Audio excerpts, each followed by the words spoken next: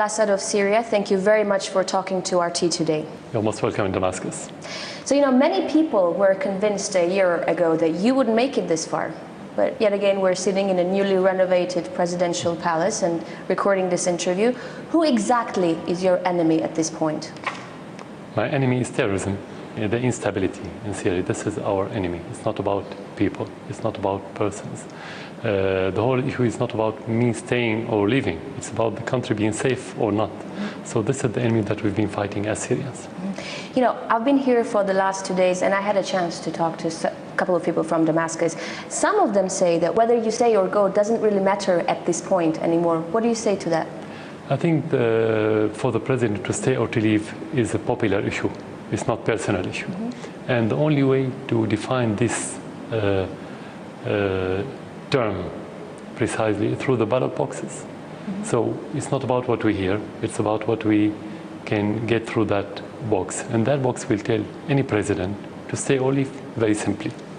I think what they meant was that at this point, you are not the target anymore, Syria is. I wasn't the target, I wasn't the problem anyway. The West always created enemies. It was the communism, then it became the Islam, then it became Saddam Hussein for different reasons. And now they wanted to create a new enemy, Bashar. So they said the problem is the president, so he has to leave. That's why we have to focus on the real problem, not to waste our time listening to what they say. But do you personally still believe that you are the only man who can hold Syria together and the only man who can put an end what the world calls a civil war? We have to look at it from two aspects. The first aspect is the Constitution, and I have my authority through the Constitution. According to this authority and to the Constitution, I have to be able to solve the problem. But if we mean it that you don't have any other Syrian who can be president, no. Any Syrian could be president. We have many Syrians who are eligible to be in that position. You cannot link the whole country only to one person always. But you're fighting for your country. Do you believe that you are the man who can put end to the conflict and restore peace? I have to be the man who can do that, and I hope so. I have. But it's not about the power of the president. It's about the whole society. I have to be precise about this. The president cannot do anything without institutions and without support of the people. So the fight now is not the president's fight, it's Syrians' fight. Every Syrian is involved in defending his country now. It is. And a lot of civilians are dying as well in the fighting. So if you were to win this war, how would you reconcile with your people after everything that has happened? Let's be, again, more precise. The problem is not between me and the people. I don't have a problem with the people, because the United States is against me, the West is against me, many Arab countries, including Turkey, which is not Arab, of course, against me. And if the Syrian people are against me, how can I be here? They're not against you. They're not against you. If the whole world, or let's say a big part of the world, including your people against you, are you a Superman? No, you're just a human being. So this is not logical. So it's not about reconciling with the people. And it's not about reconciliation between the Syrian and the Syrian. You don't have civil war. It's about terrorism and support coming from abroad to support terrorists to destabilize Syria. This is our war. You still don't believe it's a civil war? Because I know that there's a lot of, except for terrorism, which everyone believes takes place in Syria, there's also a lot of confession-based strife. For example, we all heard about the mother who has 2 sons. One son is fighting for the government forces, another one is fighting for the rebel forces. How is this not a civil war? You have division, but division doesn't mean civil war. It's completely different. Civil war should be based on ethnicial problem or sectarian problem. Sometimes you may have sectarian or ethnical tension, and tension doesn't mean problem. So if you have division in the same family or in a bigger tribe or whatever, or in the same city, it doesn't mean civil war. This is completely different, and that's normal. You should expect that. When I asked about reconciling with your people, this is what I meant. I've heard you say on many different occasions that the only thing you care about is what Syrian people think of you and what Syrian people feel towards you and whether you should be a president or not. Aren't you afraid that at the end of the day, because there's been so much damage done to the country, that they won't care about the truth, but they will just blame you? Yeah, this is a hypothetical question, because what the people think is the right thing. So what they think, we have to ask them. But I don't have this information right now. So again, I'm not afraid about what they think about me. I'm afraid about my country. We have to be focused on that. Okay.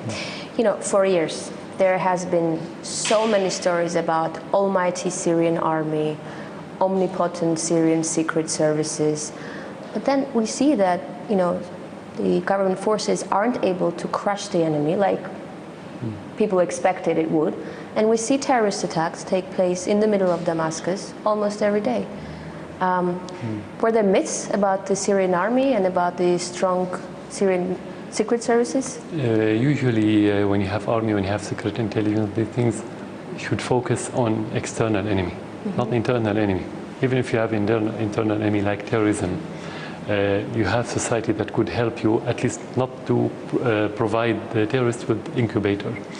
In that case, it's a new kind. We have a new kind of war.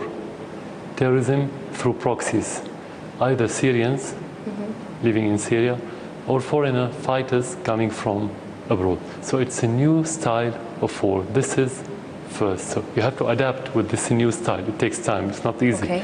And to say this is easy as a normal or let's say traditional or regular war, no.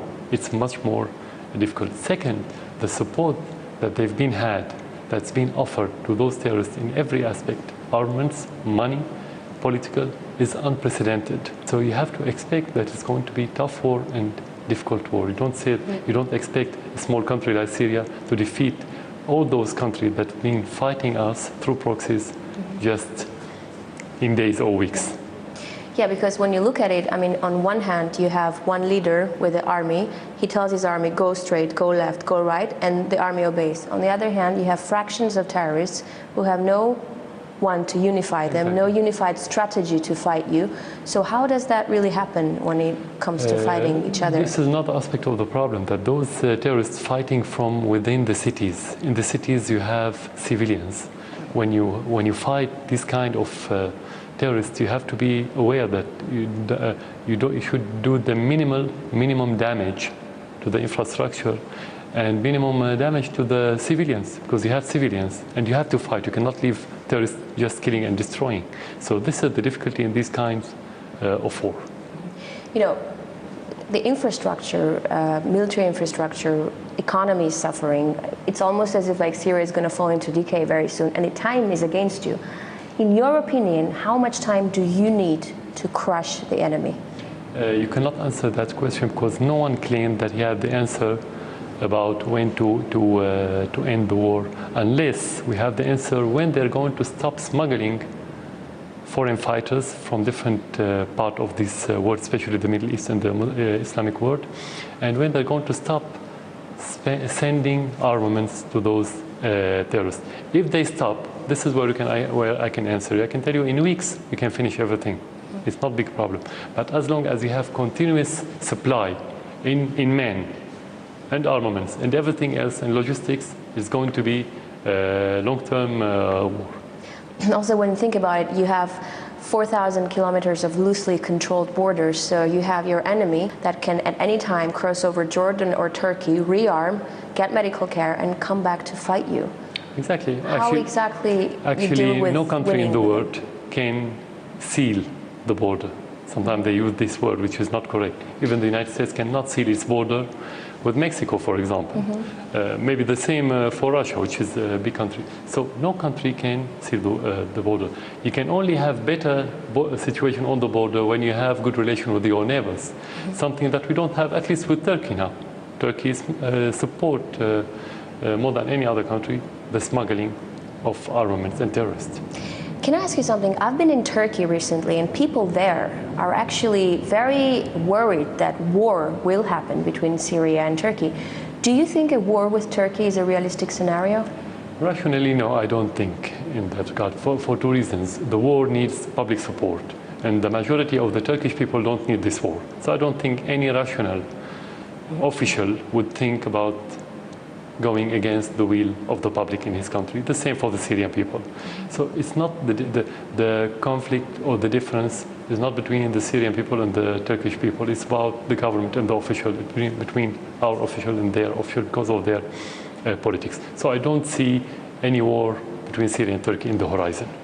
When is the last time you spoke to Erdogan, and how did the talk end? May 2011, after he won the elections. So you just congratulated him? Yeah, just and that was the last time? It was the last time. Who is shelling Turkey? The government forces or the rebels? In order to find the answer, you need a joint committee between the two armies in order to know who shell who. Because on the borders you have a lot of terrorists who have mortars, so they can do the same. You have to go investigate the bomb itself, the place, and so on. And that didn't happen. We asked the Turks, the Turkish government, to have this committee. They refused. So you cannot have the answer. But when you have these terrorists on your border, you don't exclude them from doing so, because the Syrian army doesn't have any order to shell the Turkish land, because we don't find any interest in this, and we don't have any enmity with the Turkish people. We consider them as brothers, so why to do it? Unless that happens by mistake, you need the investigation. So far we don't have the answer. Because so you accept that it may be mistakenly from the government forces? That could happen. This is a possibility. In every war you have mistakes. You know, in Afghanistan they always talk about friendly fire. If you can kill your soldier. So that it means in every war that could happen. But we cannot say yes.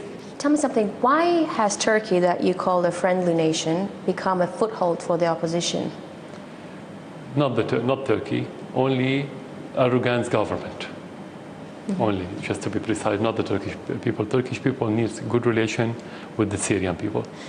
This is Erdogan. I think he believes that if Muslim Brotherhood take over in the region, and especially in Syria, he can guarantee his political future. This is one reason. The other reason, personally, he thinks that he is the new Sultan of the Ottoman, and he can control the region as it was during the Ottoman Empire under a different, let's say, umbrella, which is the Islamic, but not the Ottoman Empire, not to be Khalifa. But in his heart, he thinks that he's Khalifa, maybe. These are the main two reasons for him to change or to shift his policy from zero problems to zero friends. But it's not just the West that opposes you at this point. You have so many enemies in the Arab world. Why? And that's to say, like 2 years ago, when someone heard your name in the Arab world, they would straighten their ties. And now on the first occasion, they betray you. Why do you have so many enemies in the Arab world? They're not enemies. Some of them, the majority of the Arab governments support Syria in their heart, but they don't dare to say that explicitly. Why not? Under pressure by the West, sometimes under pressure by the petrodollar in the Arab world. Who supports you from the Arab world? Many countries support Syria by their heart, but they don't dare to say that explicitly. But first of all, Iraq plays a very active role in supporting Syria during the crisis, because it's a neighboring country, and they understand and they recognize that if you have war inside Syria, you will have war in the neighboring country, including Iraq. I think other countries, they have a good position, like Algeria, Oman, mainly. Those are the countries. And other countries, I wouldn't count all of them, but I would say they have positive position, but without taking actions. Saudi Arabia and Qatar, why are they so adamant about you resigning? And how would an unstable Middle East fit their agenda? Let's be frank, I cannot answer on their behalf. They have to answer that question. But what I could say, that the problem between Syria and many countries, whether in the Arab world or regional or in the West, that we keep saying no when we think that we have to say no. That's the problem. And some countries, they believe that they can control Syria through orders or through money or petrodollars, and this is impossible in Syria. This is the problem. Maybe they want to play a role. We don't have problem. They can play a role. Whether they deserve or not, they can play a role. But not to play a role at the expense of our interests. But is it about controlling Syria or about exporting their vision of Islam to Syria? You cannot put it as a government policy sometimes. Sometimes you have institutions in certain countries. Sometimes you have personnel who try to promote this, but they don't announce it as official policy. So they didn't ask us to promote their, let's say, extremist attitude of their institutions. But that happens, in reality that happens, whether through indirect support of their government or through the foundation from the institution and the personnel. So this is part of the problem. But when I want to talk as government, I have to talk about the announced policy. The announced policy is like any other policy, that it's about interests, it's about playing a role. But we cannot ignore what you mentioned. It is. Iran, which is a very close ally, also exposed to economic sanctions, also facing a threat of military invasion. If you were faced with an option, cut ties with Iran in exchange of peace in your country, would you go for it? There's no contradiction. I don't have this contradicting option. Why? Because we had good relation with Iran since '79 till today, and it's getting better every day. But at the same time, we are moving toward the peace, and we had peace process, we had peace negotiations. Iran wasn't a factor against peace. So this is misinformation they try to promote in the West, that if we need peace, we don't have to have good relation with Iran. There's no relation. It's completely two different subjects. Iran supported Syria, supported our cause, the cause of the occupied land, and we have to support them in their cause. That's very simple. Iran is a very important country in the region. If we are looking for stability, we need good relation with Iran. You cannot talk about stability while you have bad relation with Iran, with Turkey, with your neighbors, and so on. This is it. Do you have any information that the Western intelligence are financing rebel fighters here in Syria? No, so far what we know that they are offering the knowledge support of the terrorists through Turkey, sometimes in Lebanon, mainly. But we have the other intelligence, not the Western, in the region. Some of them are very active, more active than the Western, under the supervision of the Western intelligence. What's the role of al-Qaeda in Syria at this point? Are they controlling any of the rebel coalition forces? No, I don't think they're looking to control. They look to have their own, let's say, kingdom or imarat in their language. But mainly now they try to scare the people through explosion, assassination, suicide bombers, things like this, to push the people toward desperation and to accept them as a reality. So they go step by step. But their final aim is to have this, let's say, Islamic emirate in Syria, where they can promote their own ideology in the rest of the world. From those who are fighting you and those who are against you, who would you talk to? We talk to anyone who has genuine will to help Syria, but we don't waste our time with anyone who wants to use our crisis for his own personal interest. You know, you've been many times, not you, but the government forces have many times been accused of war crimes against their own civilians. Do you accept that the government forces have committed war crimes against their own civilians?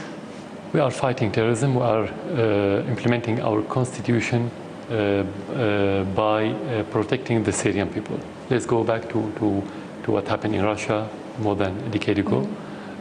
You faced the terrorism in Chechen and other places. They attack people in theaters, schools, and so on. And the army in Russia protected the people.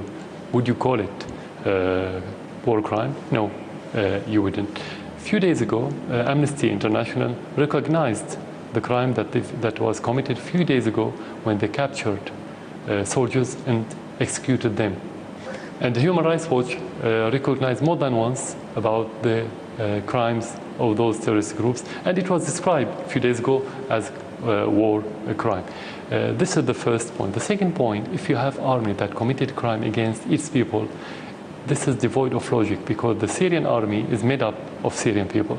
If you want to commit crime against your people, the army will divide, will disintegrate. So you cannot have strong army, unified army, while you're killing your people. Third, the army cannot withstand for 20 months in these difficult circumstances without having the embrace of the public in Syria. So how could you have this embracement while you're killing your people? This is contradiction. So this is the answer. When is the last time you've spoken to a Western leader? Before the crisis. It was before the crisis. Before the crisis. Were there any time at which they tried to give you conditions that if you left the post of presidency, then there will be peace in Syria, or no? No, with me directly, no. But whether they propose that directly or indirectly, it's a matter of sovereignty. Only the Syrian people will talk about this. Whoever talk about this in the media, in a statement, directly or indirectly, has no meaning and has no weight in Syria. So, no. But, you know, do you even have a choice? Because from what it seems from the outside, even if you wanted to go, you wouldn't have anywhere to go. Exactly. Where would you go if you wanted to leave? To Syria. I would go from Syria to Syria. This is the only place where we can live. I'm not puppet. I wasn't made by the West to go to the West or to any other country. I'm Syrian. I'm made in Syria, and I have to live in Syria and die in Syria. Do you think that at this point there could be talks or diplomacy, or we've reached a stage where only the army can do the thing? I always believe in diplomacy. I always believe, and I always believe in dialogue, even with people who doesn't understand, who doesn't believe in dialogue. You have to keep trying. Whether you succeeded or not, I think we always have partial success. You have to look for this partial success before you achieve the complete success. But you have to be realistic. You don't think that only dialogue can make you achieve something, because those people who commit these acts, there are two kinds. One of them doesn't believe in dialogue, especially the extremists. And you have the outlaws who have been convicted by the court years ago, before the crisis. And their natural enemy is the government, because they're going to be detained if you had a normal situation, let's say. The other part of them is the people who has been supplied by the outside. And they can only be committed to the people or to the governments who pay them the money and supply them with armament. They don't have choice, they don't have decision, they don't own their own decision.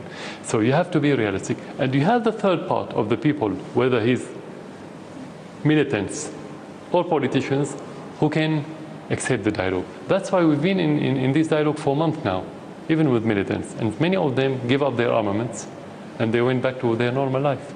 Do you think a foreign invasion is imminent?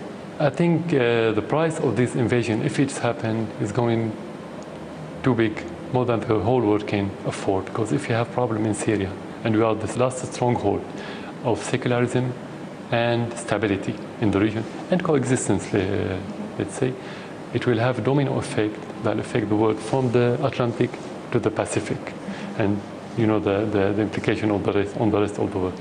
I don't think the West is going in that regard. But if they do so, nobody can tell what's next. Mr. President, do you blame yourself for anything? Normally, you have to find mistakes. You do it with every decision. Otherwise, you're not a human. What's your biggest mistake? I don't remember, to be frank now. But I always, even before taking the decision, I have to consider that part of it will be wrong. But you cannot tell about your mistake now. Sometimes, especially during crisis, you don't see what's right and wrong until you overcome the situation that you are in. So I wouldn't be objective to talk about mistakes now, because you're still in the middle of the So you don't have regrets yet? Not now, as it. When everything is clear, you can talk about your mistake. But you definitely have mistakes. That's, you know. If today was 15th of March 2011, that's when the protests started to escalate and grow, what would you do differently? What I would do what I did. Exactly the 15th of March, exactly the same. To ask the different parties to have dialogue and to stand against the terrorists. Because that's how it started. It didn't start as marches. The umbrella was marches, but within those marches you had militants who started shooting the civilians and the army at the same time.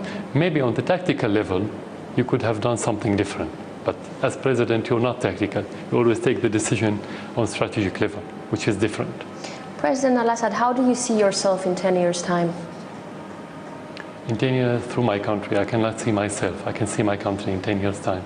This is where I can see myself. More do you see yourself in Syria? Definitely. I have to be in Syria. It's not about the position. I don't see myself whether president or not. That's not my interest. I could see myself in this country, safe country, stable country, more prosperous country. President Bashar al-Assad of Syria, thank you for talking to our team. Thank you for coming to Syria again.